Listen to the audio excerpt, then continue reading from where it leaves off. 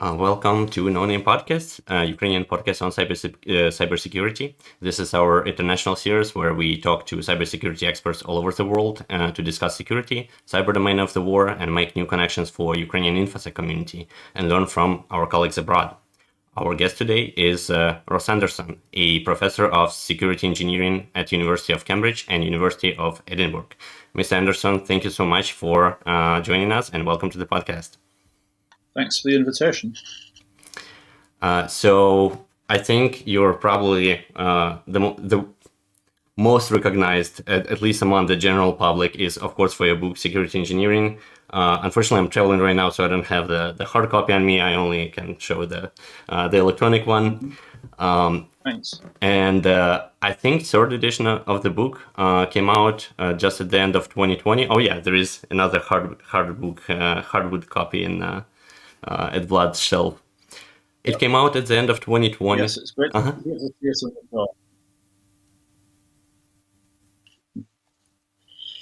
Sorry, I'm not sure if we could hear Vlad. Thanks. Oh, sorry, I was muted. This one is with signature. Thank you very much for that.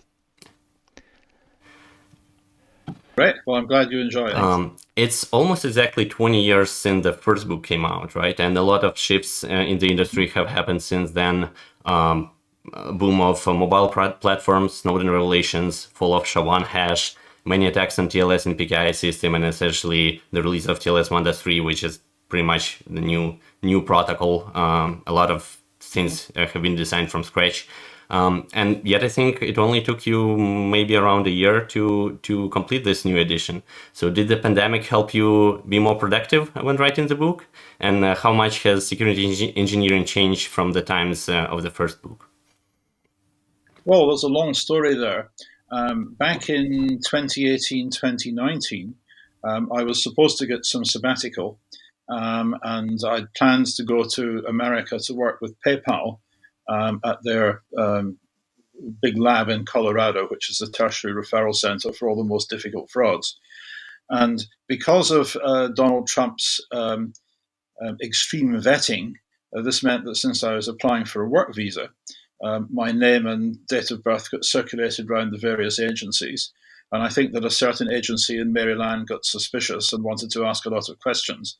So I got an 80-page questionnaire asking the same questions that I would have been asked if I'd applied for a top secret security clearance in America. And I had to fill all this stuff out and basically wait for a year and a bit while they scratched their heads and checked everything. So they wanted to know, everywhere that I'd traveled in about the past 20 years. And fortunately, I'm a pack rat and I kept all my old diaries and all my old credit card records. So I was able to fill in the itineraries. But the visa only finally came through when the lockdown started. Now, since as a result I couldn't make a couple of US trips during my sabbatical period, I thought to myself, what else can I do? And looking at my shelf, I saw my old security engineering book, which was now 10 years since the second edition. And I thought, well, I always thought I'd do a third edition someday, and looks like today is the day. So I spent some sabbatical time going through the chapters and bringing them up to date. Some required a lot more work than others. And I finished the work during the early months of the lockdown. So that was partly a sabbatical project and partly a lockdown project. But it was a very interesting thing to go and revisit many topics that I had not worked on for about 10 years. And so has a lot changed, or like what topic did you put most effort in, so to speak? Because it's still a new edition, right? So a lot of material is still actual, but you had to add and change something. So what was the biggest change?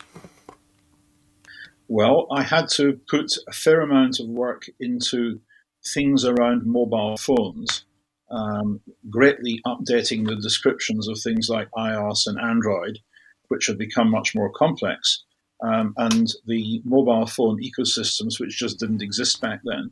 Mm-hmm. Also, the stuff around messenger services, mm-hmm. around things like WhatsApp and Signal and other similar products that were used by organized crime. So there's a whole lot of fascinating stories around that. But the thing that was very striking was that a lot of things didn't change. Now, over the course of the 2010s, between 2010 and 2020, we had three huge shifts in our industry, because first, people moved from using laptops to using mobile phones. Second, people moved from using on-premises servers to using cloud servers. So I had to start learning a little bit about containers and all the things that go wrong with that. And third, you started to get social with everything. Now, social networks already existed when I did the second edition of my book, but they were fairly primitive and fairly innocuous. Now, of course, they are pervasive, and we're beginning to perceive some of the harms to society in terms of increased depression, anxiety, and so on among young teenagers, and in terms of vulnerability of society to propaganda. And yet, here's the amazing thing, that despite these three huge changes, the overall patterns of cybercrime didn't actually change all that much, right? The great majority of cyber crimes are the same in pattern and in cost as they were 10 years ago. There have been two changes. The first is that long-distance toll fraud has almost vanished, because nowadays everybody can make free international phone calls using WhatsApp. And the second is that ransomware is growing like crazy, because now we have Bitcoin, and so now it's possible to take ransoms, whereas previously you'd have to mess around with things like Amazon gift cards. So what this basically tells me is that the patterns of cybercrime are not fundamentally about technology. They are fundamentally about the surrounding society, the social context, laws, the way law enforcement agencies behave. The fact that the typical police service, whether in your country or in mine, just can't be bothered to chase down small crimes committed by people living overseas. And so this has enabled people to industrialize petty crime over the internet. And the patterns may have changed slightly over the past 10 years, but the fact of that hasn't changed. Speaking of, these are the things that come out. Some things change, some things don't, and comparing the two can be very informative. So, yeah, if I may, like a very quick follow-up, right? Like, so these days, like, very big emphasis on protection is against phishing attacks, right? And usually we try to compare that, exploit kits, state in the past mostly, right? It's very hard to find zero-day for browser, but phishing attacks are on the rise. So does it mean that, this social engineering kind of factor is the most dominant in cybercrime landscape? Well, recently we have been expanding our definition of cybercrime from acquisitive cybercrimes like fraud to non-financial crimes, bullying, harassment, terrorist recruitment, sex abuse imagery, sextortion, and so on. Mm-hmm. And this emphasizes the fact that the majority of online harms are not fundamentally technical. They're about people using the equipment as intended, right? Somebody in a poor country says, I'm a poor person in Malawi, I don't have money to send my kids to school, please send me $20. That's a perfectly normal use of email. But if somebody sends deceptive messages saying, hello, I am British Telecom support in India, and I believe there is a virus in your computer, and please download this software to fix it, then of course that's a different matter altogether.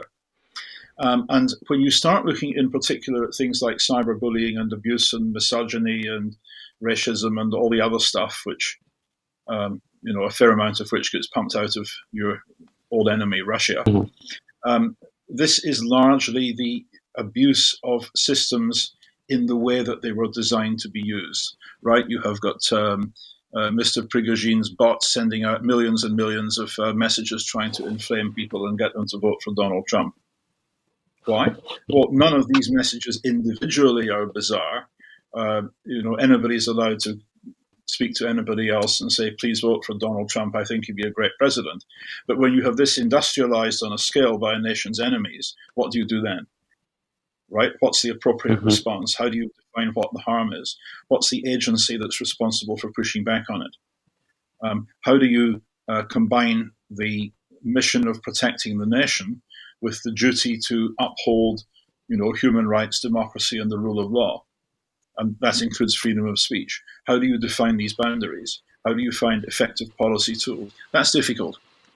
Yes, we used to have just laws about advertisement for elections, during elections, before elections, and so on. But with social media, none of that really works effectively.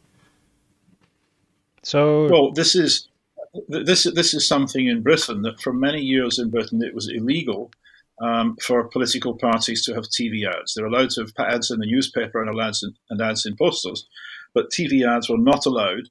And then along comes Facebook, and all of a sudden the political parties have got videos, right? So somehow they've circumvented the law, and it would be a good idea if our authorities would enforce the law against TV ads, but our regulator, the Information Commissioner, doesn't want to. Also, I think it doesn't have the courage, it doesn't have the litigation budget. They're too afraid that the next government might be mean to it. We don't have a strong independent regulator of that. And this is something that I've discovered talking to people in many other European countries. There's also a problem there. Most European countries didn't allow TV ads for political parties. And all of a sudden, we're awash with video ads for, this party, that party.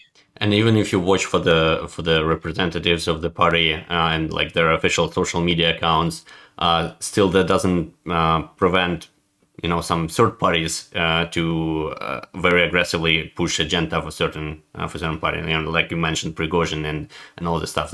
That's not official Russia's. This is something that's being studied by my colleague Ben Collier at Edinburgh, who has been analysing the disclosures that are made by Facebook, because Facebook, since the problems they had with the 2016 election, has got a rule that they very carefully disclose all ads that appear to have been funded by governments, and not just by central governments, but by local governments, police forces, government agencies, and so on. And so you can register with them and get access to this. And it turns out that many governments are now using adverts to, for example, push back on crime.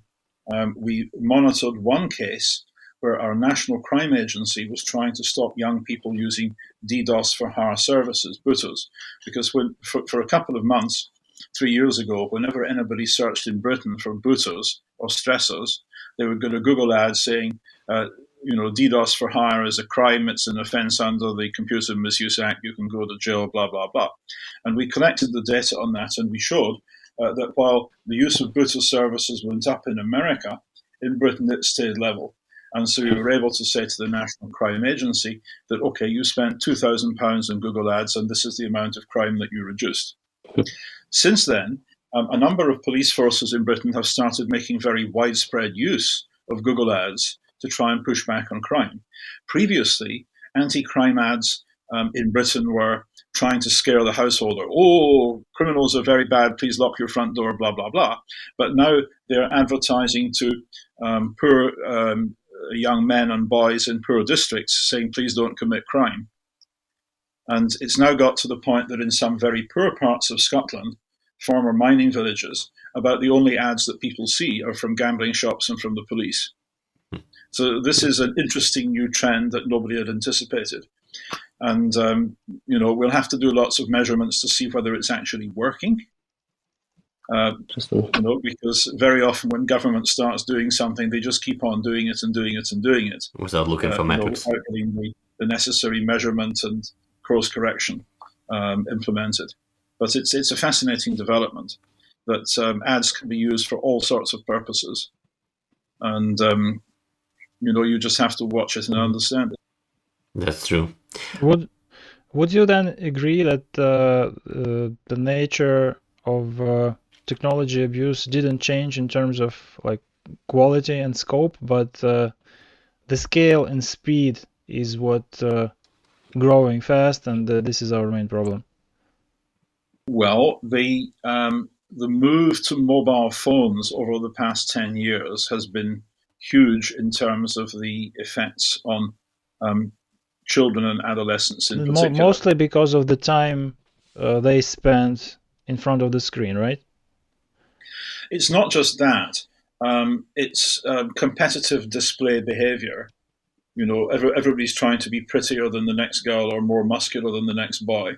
They're going for social status with constant feedback. Whereas in the old days, girls and boys would get feedback occasionally. If a boy scored a try in a rugby match and all his mates would say, "Well done." Yeah, or if a girl went to a prom with a particularly nice dress. But now it's constant feedback all the time. And this may be increasing the stress levels and anxiety levels and depression, particularly according to the statistics among young women aged about 13 to 15.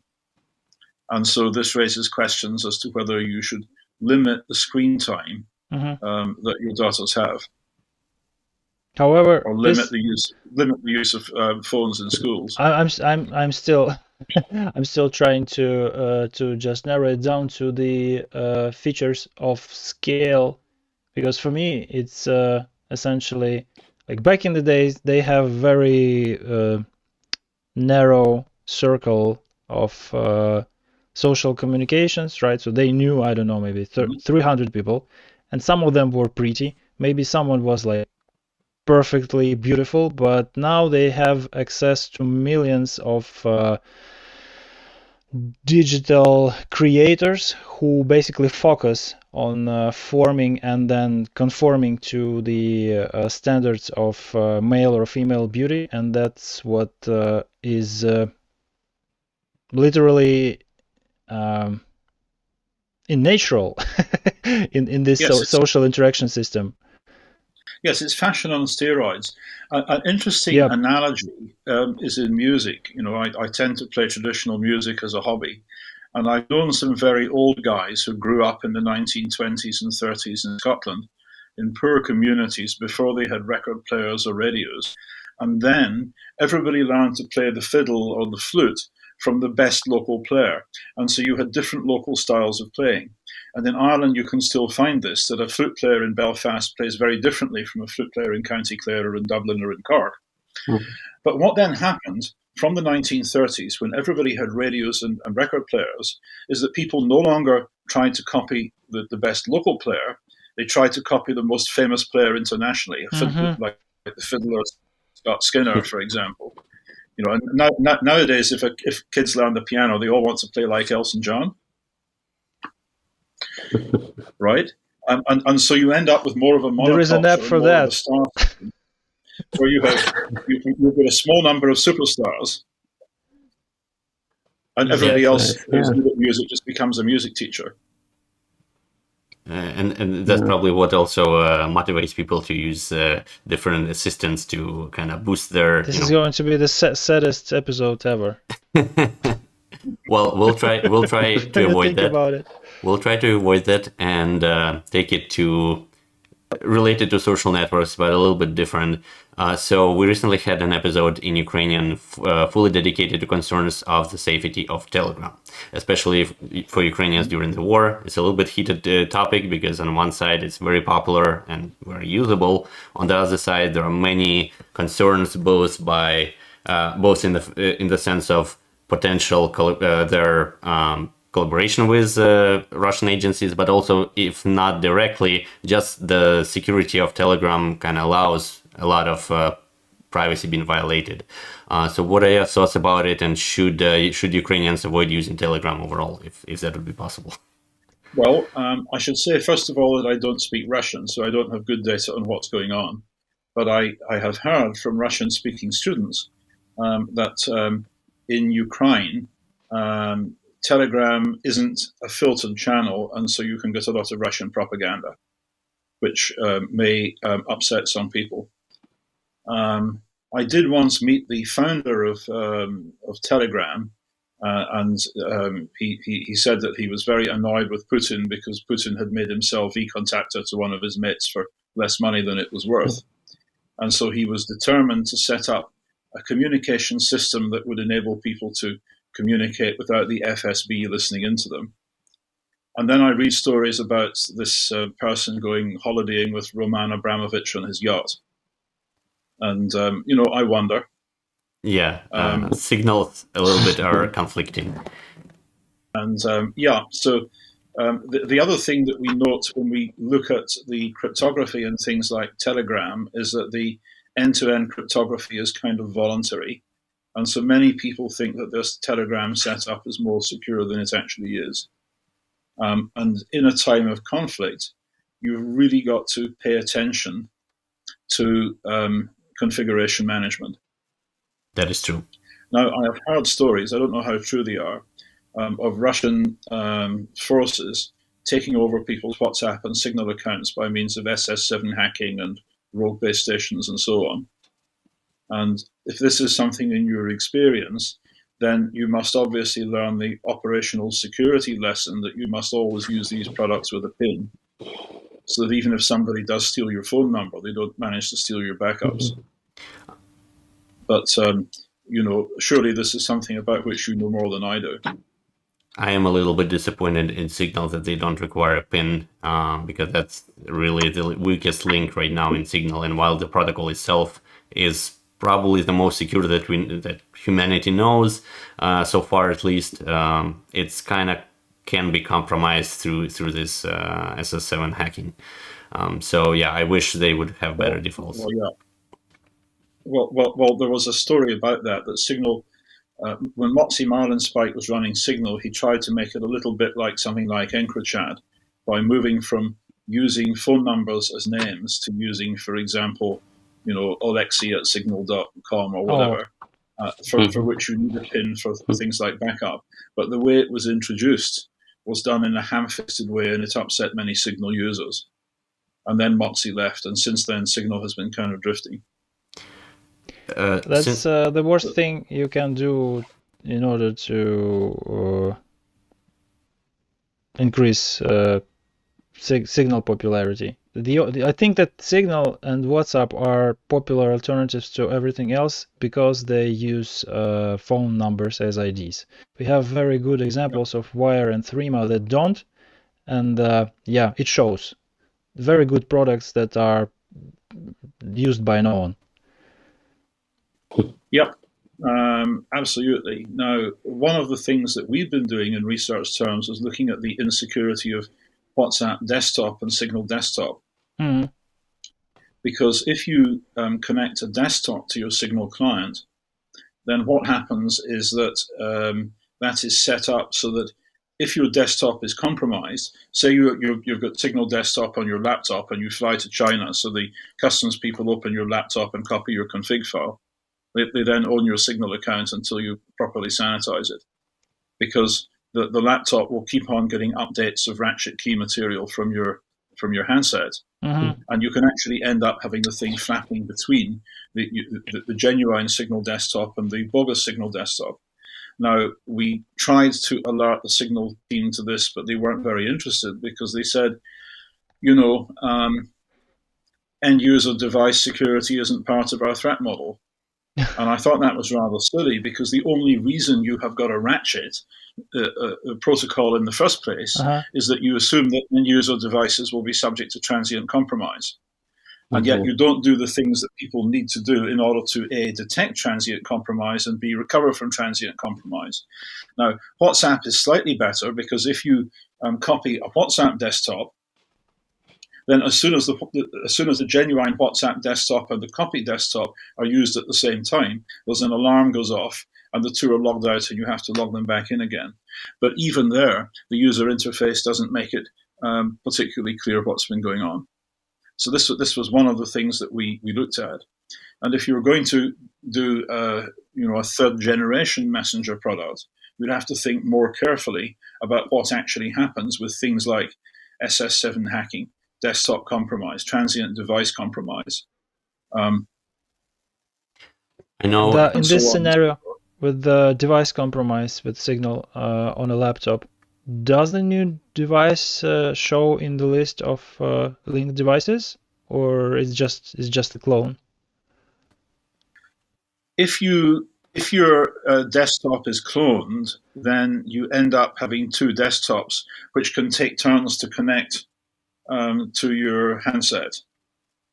right? Okay, so I will see it as the Mhm. same linked device, but I will just see last active date updated regularly if I don't use my Yeah, desktop. you will see the same linked device, but coming in from two places. And Crazy. there isn't the necessary alarm in there to show you that, it's really odd that the same laptop is appearing at the same time in Kiev and in Moscow. So the only reasonable advice to prevent, it's not possible to prevent that.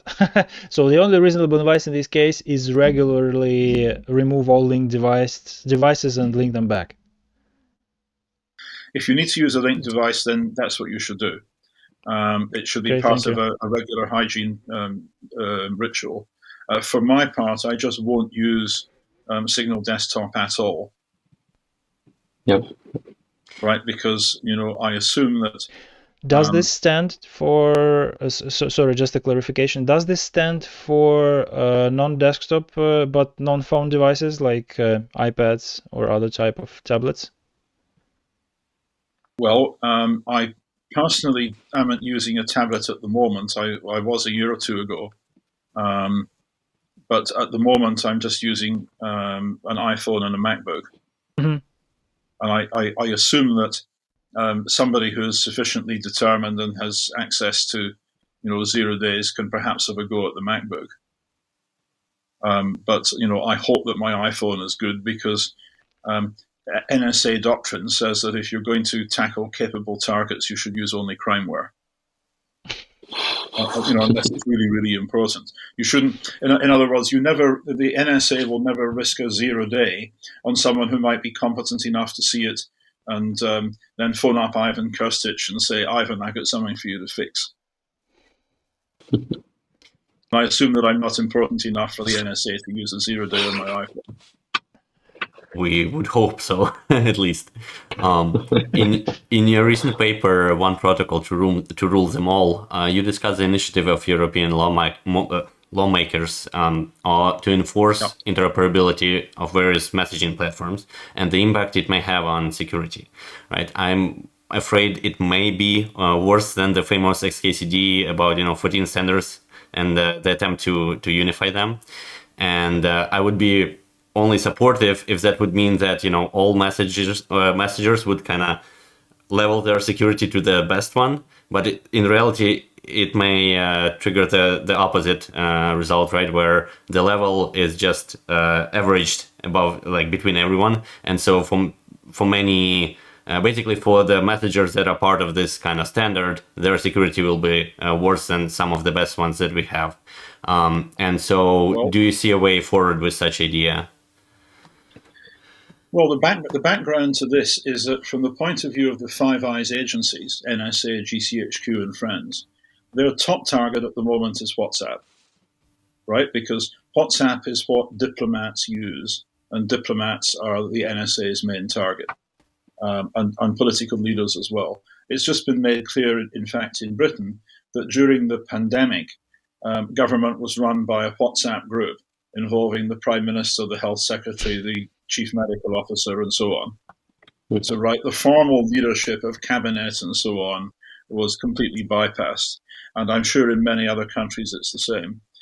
Also, in the old days, if two countries are negotiating a diplomatic treaty, then the ambassadors would stand up and make pompous formal speeches approved by the government. And then at the tea break, the junior diplomats would say, my government will never admit this in public, but if you do X, we'll do Y.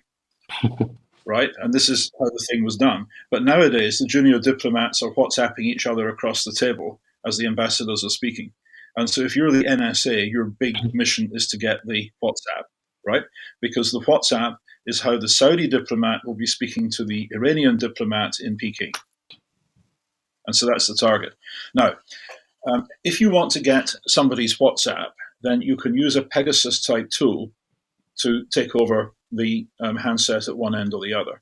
Mm-hmm. But the problem with that is you can hack anybody's phone, but you can't hack everybody's phone. Because as the NSO group showed with Pegasus, if you hack too many phones, if you sell the kit to too many third world dictators, then eventually someone will use it to murder a journalist or to harass a human rights worker or to wiretap an MP, and then they get caught. right? Samples of the malware end up in Citizen Lab in Toronto, and then they get passed to Apple, and then the vulnerability is fixed. So what the NSA and GCHQ have been trying to do is to undermine security of WhatsApp so that they can practice wiretapping at greater scale. And I'm convinced that the main thing that they hope to use for this isn't so much the child sex abuse regulation and the online safety bill, which are kind of for show. It's the interoperability mandate that was put into the Digital Markets Act. Now, this was put in at the last minute during the trilogue, that is, the negotiation between the Council, the Commission, and the Parliament, as a result of lobbying by Element.io, which is a British company which supplies messaging software to GCHQ and the French presidency and various other intelligence services around Europe. And their product is basically used as, we're using this here. It's used for video conferencing and stuff like that. And it deals with classified information. Now, what I think Element want to do is to provide a corporate gateway to WhatsApp, because at present, banks won't let their staff use WhatsApp because banks have to wiretap their staff for regulatory reasons. They have to make sure that the people who buy and sell euros for dollars aren't conspiring with people in other banks to rig the market. But if Element comes along and says, aha, we've got a gateway to WhatsApp, then you can give a bank a WhatsApp client to give to its managers, which is completely wiretapped, where the end-to-end encryption is broken at the gateway between WhatsApp and Element. Now, once you start to have lots of such gateways into WhatsApp, there's all sorts of ways in which things can go wrong. Firstly, the user interface. Secondly, user expectations. Thirdly, user behavior. Fourth, people may have multiple compartments on their phone. They might have one VM for work and one VM for play with different WhatsApp clients on them. There are many, many complexities which will enable exploits to be tunneled in and will enable things to go wrong. I wonder. And then, of course, governments will tell all the people who work for the government, you're welcome to use WhatsApp, but you must use the UK government WhatsApp client that's provided by Element. And this means that in future, if the Health Secretary sends a WhatsApp to the Prime Minister, then GCHQ gets a copy. And GCHQ will say this is a good thing because this means that we've got a copy for the National Archives for future historians. Right? So you see, everybody wins, except people who want privacy. Yeah. When they try, someone in the chain is compromised by. Well, this is the thing. What I don't quite understand is when we talk about surveillance from agencies like NSA or GCHQ, which are technically supposed to do it for the good. Why they insist on various kinds of backdoors or weakening encryption and not instead do a proper system where, for example, there are basically a lot of cryptographical means, right, in instances that we can do.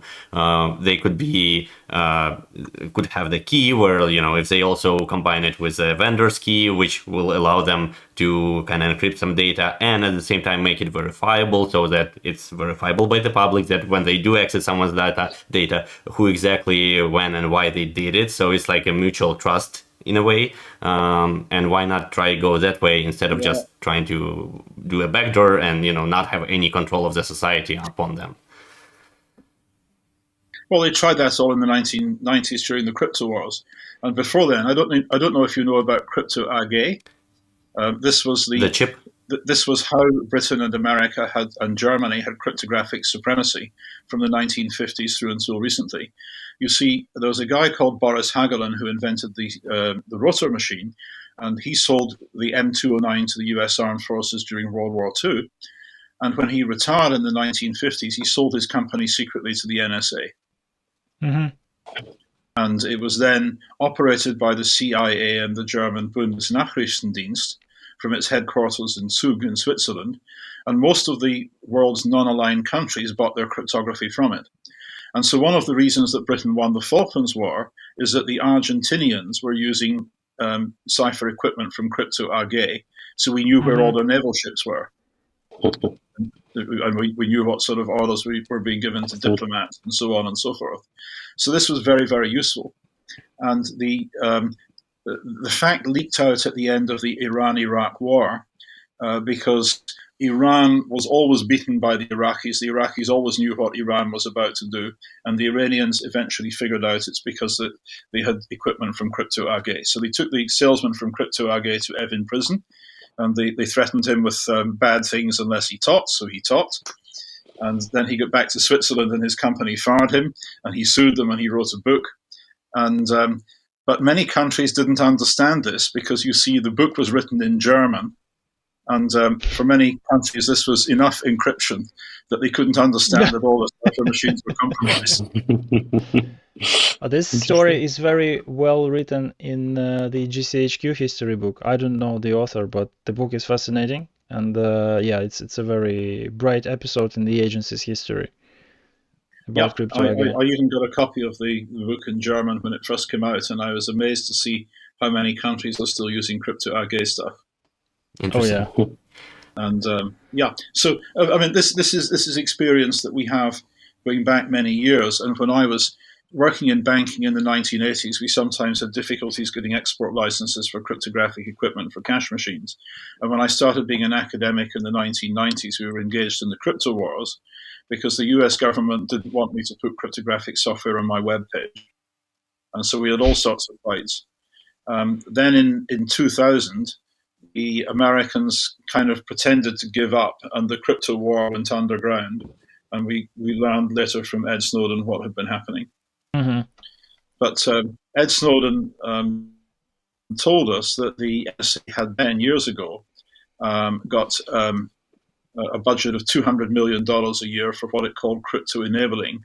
That is, putting backdoors in commercial cryptographic devices, undermining academic and commercial crypto standards, and doing all sorts of things like that, which enabled it to get access to large quantities of traffic. So given, we've got a saying in English, the network can't change its spots. I see. We briefly touched the topic of AI in the beginning, and so I also know that you did some research in this area, in the safety of LLMs and so on as well. So with rapid popularization of LLMs, we see more security tools built that utilize LLMs as well. AI assistants for creating AWS security policies and helping you write code and stuff like that. Do you think this trend will bring net benefit to the industry, or will it create more risks instead and result to poor designs, poor code and so on? I honestly don't know. If you look at the papers that get submitted to a security conference nowadays, and I'm on the program committee of several, so I see a lot of these papers, there are hundreds of papers being produced about how you can use machine learning models to improve certain attacks, to identify people better in supposedly de-identified data, for example, or to improve side channel attacks, or to improve to come up with new versions of Spectre attacks. We've written some such papers ourselves. It's just gradually become a tool that more and more people use. However, the kind of highly technical attacks that you see in a Usenix conference paper are only the very tip of the pinnacle of harms. Most of what goes on is abuse of systems the way they were designed. Then it's mostly things like bulk password compromise, and then it's things like phishing. Now, where could machine learning enable people to do attacks better? Well, the politicians worry about the production of more hate speech and propaganda, helping Putin to churn out more right-wing shit to undermine democracy in Europe. But I'm slightly skeptical because, there's no shortage of right-wing propaganda. The shortage there is of the distribution. Where it might help attack more is in phishing, because there are basically two types of phishing attack. There's the phishing attack that you do for a fraction of a cent because you're trying to recruit a PC into a botnet. And there's the kind of phishing attack where you put maybe thousands of dollars worth of effort into crafting a phishing lure specifically for some targeted individual. If you're a banking crime gang and you're trying to phish the chief financial officer of a company so you can get them to transfer millions of dollars. Spear phishing, we call it. Yeah. Now, the problem, the one potential problem I see is what happens if people can do spear phishing at scale. And this is Let me give you where an example of how LLMs it might be come done. handy. Yeah. Yeah. Well, in collaboration with attacks that get bulk personal data of an enemy population. Remember the hack against the US Office of Personnel Management. Mm-hmm. The Chinese basically stole the clearance data of millions of Americans, of almost 20 million Americans, every American who ever applied for a government job, and had to fill out this 80-page questionnaire that I got sent for my visa. You know, did you ever smoke dope as a student? Name all the people you ever had sex with. Tell us everything that could be used to blackmail you. Pretty much, right? Basically, yes. So Very the convenient. Chinese have this data for absolutely everybody in America who got a top secret security clearance in the 30 years up until 3 years ago. So they can now send a personalized email to somebody at the CIA saying, we know about that gay affair that you had when you were a student and you didn't tell your girlfriend about, and we know about that shipment of marijuana that you brought up from Mexico. Kindly meet our agent handler at such and such a place and such a time, and we will discuss ways forward, right? They can do that at scale. They can use machine learning systems to do clever agent recruitment on a scale that's never been seen before. Right. And similarly, if you want to do fraud on a scale that's never been seen before, you can get some of the internal documents in banks, whereby banks have lists of all the senior officers in other banks, right, so that bankers can recognize each other.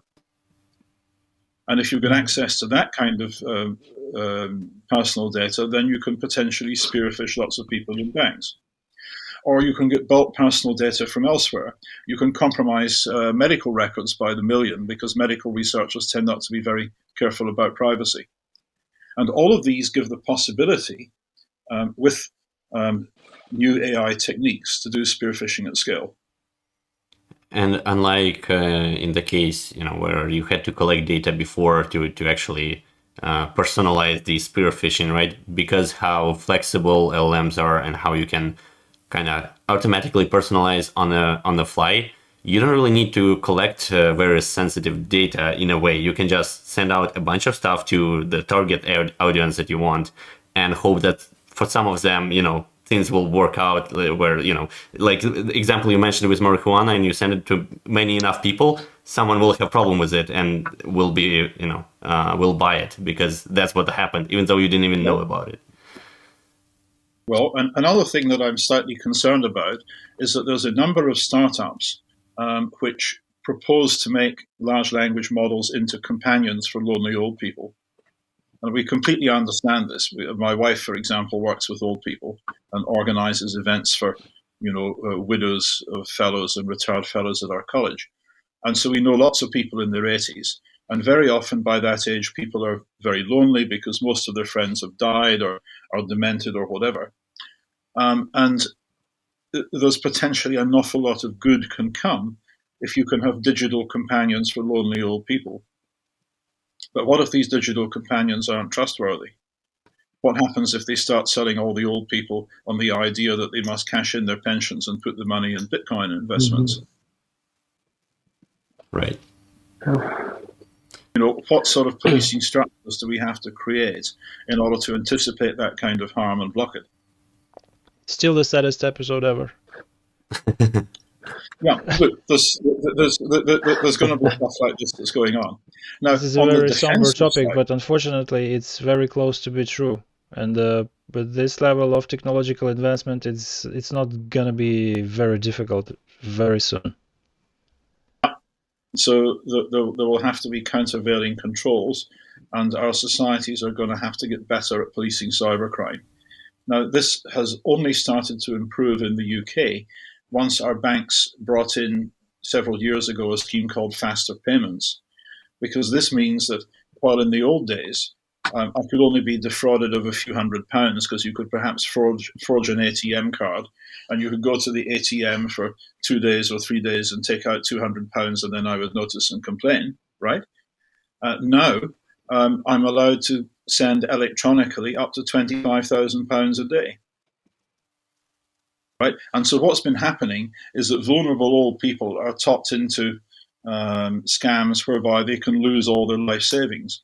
And this creates so many stories of real hardship that all of a sudden our members of parliament get enough complaints that they're starting to take cybercrime seriously.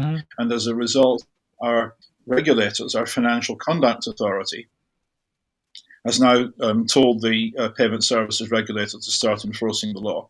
So there's going to be a response like that. We will see lots of old people being defrauded, but then the screams of pain will be sufficient to get Parliament to get off its bottom and do something. As usual with politics. So, unfortunately, that's how policy goes. Until there's some pain, the Parliament won't do anything. Of course. Yeah, that happened before. That will happen again. It's good to be prepared. Exactly. It's always good to think forward, but unfortunately, experts' advice is very rarely creating enough pressure for policy, even for policy questions. Policymakers are very reactive. Action. Yep. It's always either a lot of pain. It's always either a lot of pain on the side of constituency or a Hollywood movie. Yeah. So, but there are a number of positive things that we can expect from machine learning models. For example, we can greatly improve software testing. There's the prospect of machine learning models which will enable us to, for example, translate C code into Rust, so that many of the memory vulnerabilities will just go away. Or if you don't like Rust, then C# or Golang, or make your choice. There's going to be a lot of that around. Another thing that you can do is to automate the currently very difficult business of managing the security in a company. Because if you're the chief information security officer of a company, you might have thousands of people working in the company, and you might have 20 or 30 products. You've got you've got threat feeds, you've got antivirus products, you've got data leakage prevention, you've got all sorts of things, and you've got all these feeds coming in, and you end up with dozens of people working for you who are just cutting and pasting lists of IP addresses from this tool to that tool all the time. So you try and automate this by means of a bunch of Python scripts, and you're forever struggling to catch up. Now, in future, I expect to see significantly better automation for this, so that the business of being a chief information security officer may become less painful. Whatever company is doing that first, I think, make quite money. But where do you get the training data? I think you have to partner with a big firm that's already got a large and capable network control center. I wanted, to add also on the defense side, right? So what are your thoughts about AI powering detection, right, of these phishing attacks, for example, right? A lot of people for many years have been sending in research proposals saying they want to build a machine learning model that will stare at people's logs and detect attacks. And that's never worked because it's too hard. Right? Network traffic is too complicated. There's too much crap on the internet, and there aren't enough attacks. A lot of people tried that, and it's never worked so far. It might work eventually, but we're not in that frame yet. But what you can do is you can take lots of the signals that you currently get, such as strange behavior by one of the devices on your network, such as one of the devices on your network phones home to a bad IP address or contacts an evil domain. The kind of triggers that you would normally act on if you're a conscientious CISO. These are the sort of things that we'll be able to deal with much greater thoroughness and force and perspicacity once we get the right kind of AI tools. I see. I guess I'm a bit more optimistic, right? As that AI will help us, and the industry to detect threats on a larger scale, right? At least, I'm not sure. Probably for attacks, we see more opportunities right now, but still for defense, I'm a bit more optimistic. But one actually research from the past that you reminded me, it was called Rescam, I believe, right? I'm not sure whether you're aware about that, but I think it was some research group from Australia, if I'm not mistaken. But they actually created a bot which will reply all the phishing emails and will take pretty much resources of phishers, right, and exhaust them. And Oh here yeah, I again, like I remember feel that like, project. yeah. It's a fantastic idea to wear down the phishing campaign operators by changing the business model, because spam doesn't cost anything. If you create some operational cost for attackers, Yep. maybe you will slow them down. But it went somewhere. I forwarded my spam There was no emails to ChatGPT them at that time, right? for some time, but then they just stopped operating. But the idea was really cool. Yeah, well, we had a PhD student who did some stuff with honeypots for a while, so that's been around. And I have colleagues who occasionally wind up the guys who phone up from India pretending to be the BT technical support. One of my mates asked some questions like, "Does your mother know you're doing this?" You get very angry, and you get a lot of curses in an Indian language, and they hang up. Interesting. Yeah, it's an interesting direction to think about. How to use basically Hugback in terms of phishing, right? We can fish fishers and such type of research. I wanted actually also like maybe to get a bit more comment on this propaganda, right, and all this deception, information operations that AI can bring more capabilities for. Yeah, you briefly mentioned, right, that you're not sure that it will have big impact, right? But yeah, if you can elaborate a bit more on that, please. I think it's gonna be. Do you agree that it's going to increase the quality of product at least? Because currently, what they do with Google Translate is miserable sometimes, but large language models will improve the quality of that. I tend to think in terms of the pushback on propaganda as being social rather than technical. I can remember in the 1970s traveling around Germany, and I met a young German guy who I was going to trade out to Dachau, the concentration camp, who lived there. And young Germans are taken to concentration camps, and they're shown the ovens and told the story, and they see examples of Hitler's propaganda. And this is a very, very strong vaccine against anybody falling for the same tricks. And nowadays, the neo-fascist parties like the AfD in Germany basically only get members in former East Germany whose citizens didn't get this training. And I was recently in Tallinn in Estonia, and I've been before in Finland. In both of these countries, they get an awful lot of Russian propaganda because they're close to Russia. And in the case of Tallinn, they've got a significant Russian-speaking ethnic minority. And so Putin is always trying it on. And so they start educating kids in school from a young age about the difference between truth and lies, and the difference between normal political speech and propaganda. And they give people the necessary historical background, and they show videos and show them newspapers and so on and so forth. If you make that part of the regular education of your citizenry, then you don't have very much to worry about.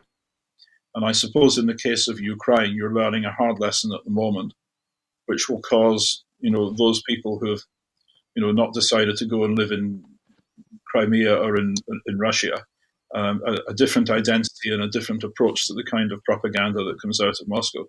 For the rest of Europe, it's a matter of education as much as anything else.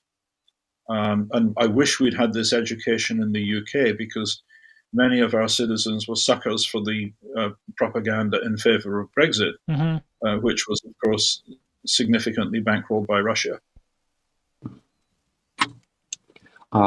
In addition to education, right, I'm very curious, like, what is your take on, whether technology can help identify this propaganda, disinformation, and misinformation?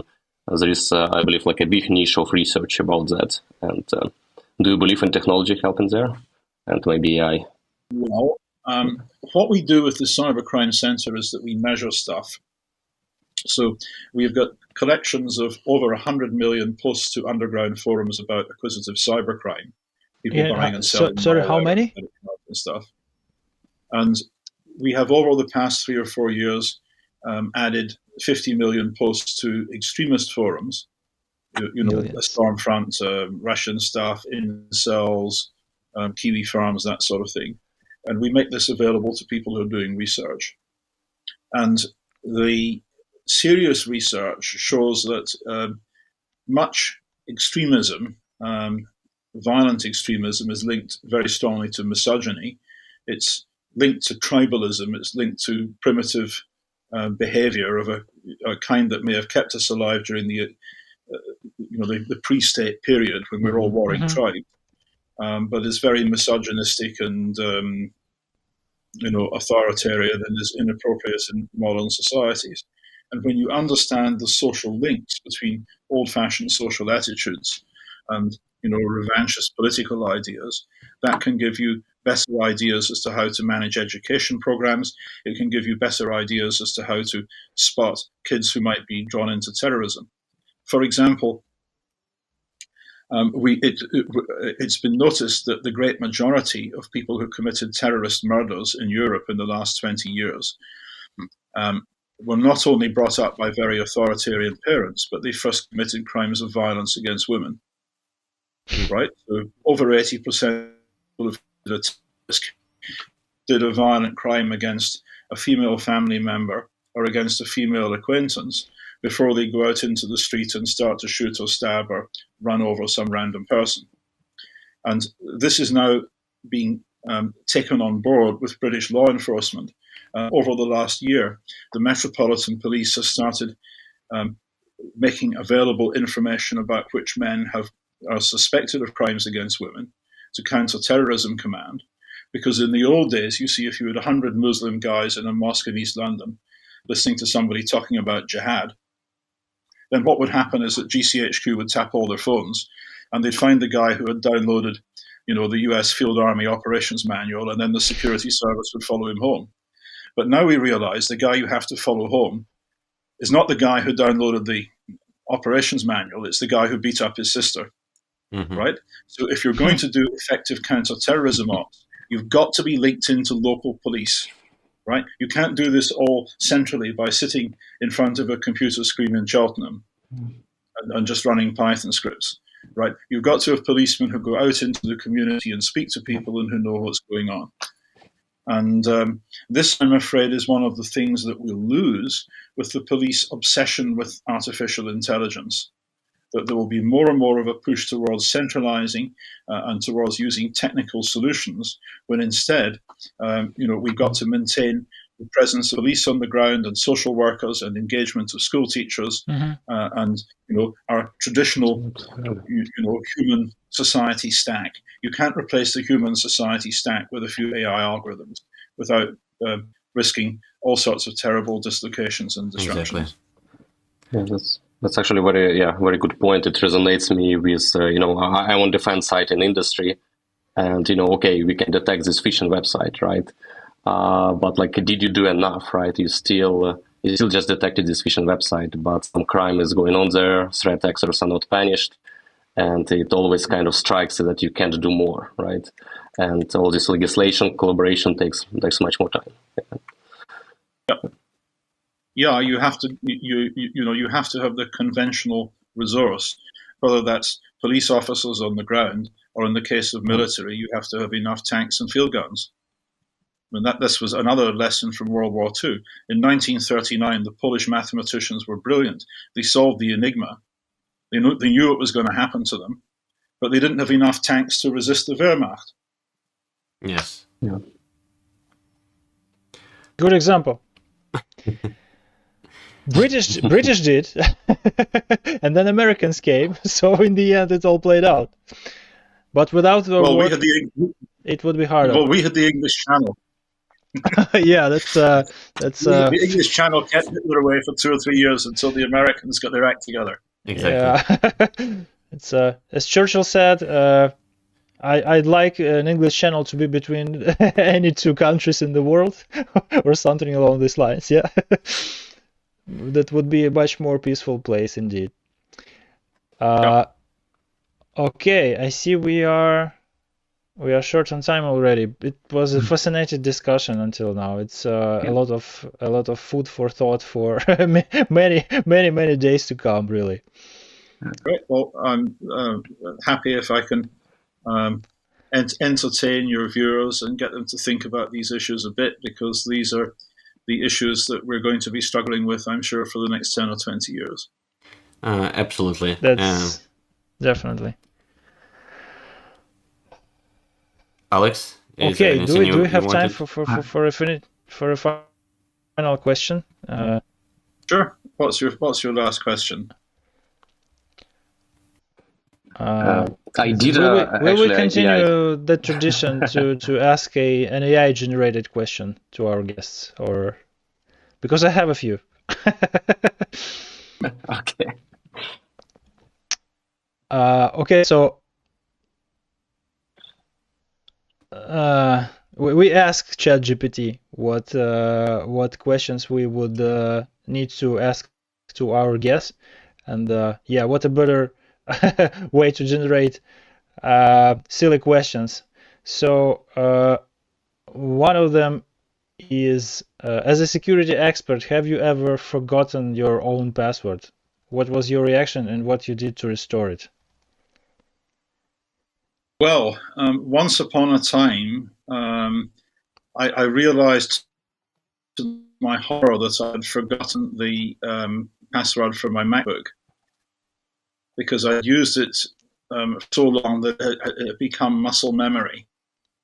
Oh, right? I was no longer sure the letters and numbers were. It was just a and somehow it got disrupted, and I'm not getting through. But in the end, I slept on it and I figured out various things and I worked it out. But I was really, really worried because I reckoned I, might have to just recover my MacBook from backup somewhere else. I totally understand because I had but you have exactly the backups same. for that purpose, yeah? I have very similar situation with my 1Password Vault, so you can imagine it's slightly more important than the MacBook. Yeah, well, when you get to be my age, you end up having to write your passwords down in an envelope somewhere so that if you have a heart attack, then your daughter can open it and get the money out. Yes, I had the same thing where I'm using that strategy already, so maybe I'm younger than I look. Well, I remember visiting a very famous American information security guy who's now retired and in his 90s. It was Gus Simmons, the guy who invented the football, the nuclear command thing that's carried around behind the US president. Mm-hmm. And how he managed his passwords was simple. He had a black book with passwords written down and he kept it in the nuclear fallout shelter in his house. Okay, that could work. So, he reckoned that basically everything comes down in the end to some combination of memory and physical security. And then there was Sun Microsystems, which no longer trades, unfortunately, because Oracle bought it and killed it. The policy that they had was that the root password for every machine has to be written on a piece of paper in an envelope and sellotape to the side of the machine. So anybody with physical access is logical access.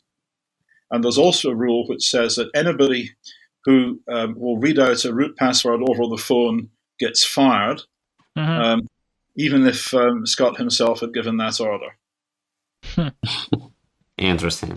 So they too had a policy of rooting logical access in physical access. Interesting.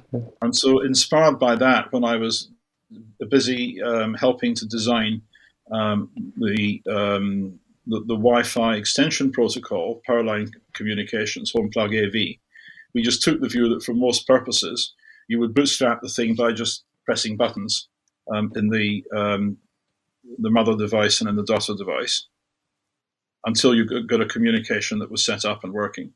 Because in the great majority of cases, there isn't an NSA man in a grey van outside when you do that. And if you do want a high security setup, then you simply type in the AES key, which is in the product packaging. So, when doing things like password bootstrapping and password recovery, you've got to think about usability, and you've got to think about the terrible damage that will happen if somebody loses their whole digital world. And now that all our worlds are digital, for many people, there's far greater damage can be done if you lose access than if you just get hacked. Availability versus privacy. Yeah. Everything else, basically. Yeah, and another thing that we're only just beginning to realize over the past few years is that there's a whole bunch of people whose needs we were ignoring when we designed devices. In particular, people who are survivors of intimate partner abuse. Because if you've got a woman who flees from a violent husband and then goes to a shelter, how does she restore her digital life? Her ex-husband knows all her password recovery questions. Oh yeah. Oh, generally don't rely on password recovery questions, and move the industry to not use that as a proof of identity, especially in the US where many personal products use those for especially in US time. where personal information is just not protected in any way, and everything is sold online basically. And of course there may be some analogies where a country is fighting its former colonial power. Oh yeah. Yeah, exactly. Right, because just as the woman's ex-husband knows the password recovery questions, so the Kremlin has got the schematics of your power stations and other stuff. Absolutely. I prefer the good part of it, but the more important part, I guess, is that maybe we should one day just stop speaking their language and let it die out. We're working on it. We do. Slowly but surely. The very last question we typically ask is, what would be your message to our Ukrainian audience? Well, I certainly hope that you make it through this time of trial. I hope that you manage to make it through the Sea of Azov and, break the Russian supply lines and force Putin or his successor to the negotiating table. Because you're the guys who are in the front line for all of us, and you're fighting for our freedom, and we should do everything that we can to support you. Thank you so much. We hugely appreciate your support and the fact that you join us and for this amazing conversation that we had. We also certainly hope that victory will be rather sooner than later. And we also encourage our listeners to, of course, help in any way you can to your fellow Ukrainians, to the Ukrainian Defense Army, and so on. Thank you so much. And with that, we'll have to wrap it up. Thank you so much for joining us.